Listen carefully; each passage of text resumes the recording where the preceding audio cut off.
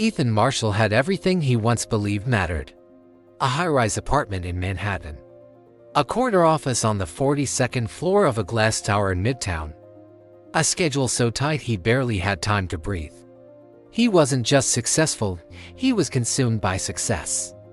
His phone never stopped buzzing. Clients, meetings, deadlines, negotiations.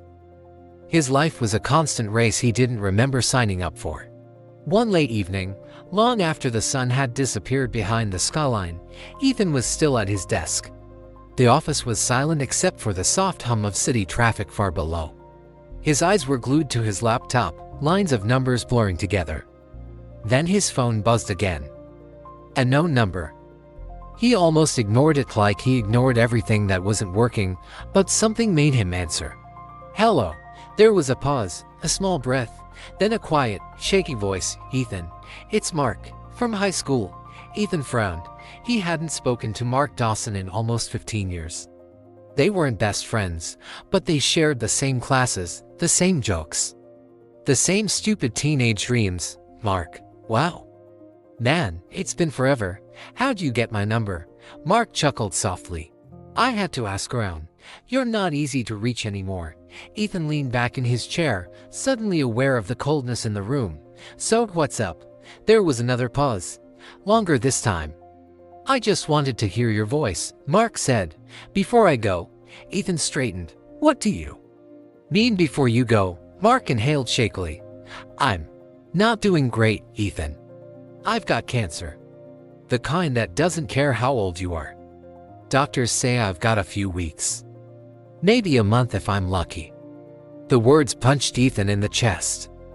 He looked out the window, millions of lights, millions of people, and somehow the entire city suddenly felt small. "I'm so sorry," Ethan whispered. I don't know what to say." "You don't have to say anything," Mark replied gently. "I just remembered you. You always talk big, man. You wanted to change the world, make movies, travel cross-country, start your own thing. You were the dreamer." Ethan swallowed hard. Dreamer.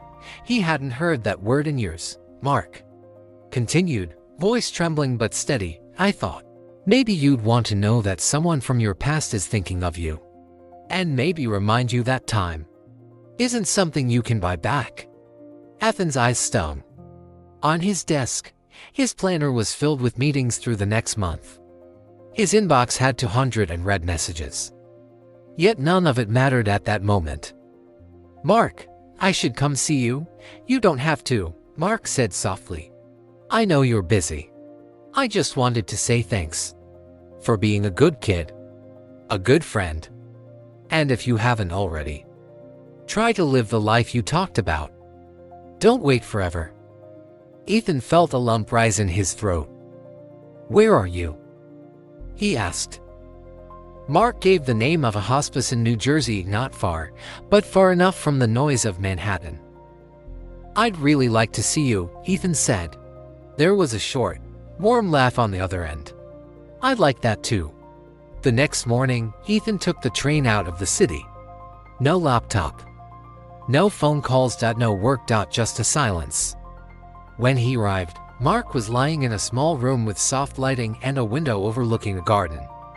His face was thin, his body weak, but when he saw Ethan he smiled. "Still wearing those fancy suits," Mark joked. And for the next 2 hours, they talked about everything they used to be, everything they wished they had done, everything that truly mattered. Before Ethan left, Mark squeezed his hand. "Don't let your life become all noise," he whispered. "Leave room for the things that fill your soul." Mark passed away 3 days later. Ethan attended the funeral. He was one of only a few people there. And walking back through the cold New York wind, he realized something. Mark was right. Time is the only thing you never get back.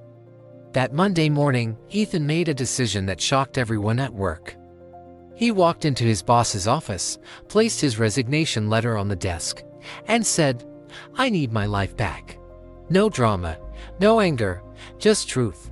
Within a week, he traded his Manhattan apartment for a small place in Brooklyn. He joined a volunteer group, started photography again, and took long walks across the Brooklyn Bridge at sunrise, every time he felt himself slipping back into old habits. He thought of Mark's voice, "Leave room for the things that fill your soul." And little by little, Ethan built a new life, not bigger, not louder, but finally his. Because sometimes the most important wake-up call is the last call you ever expect.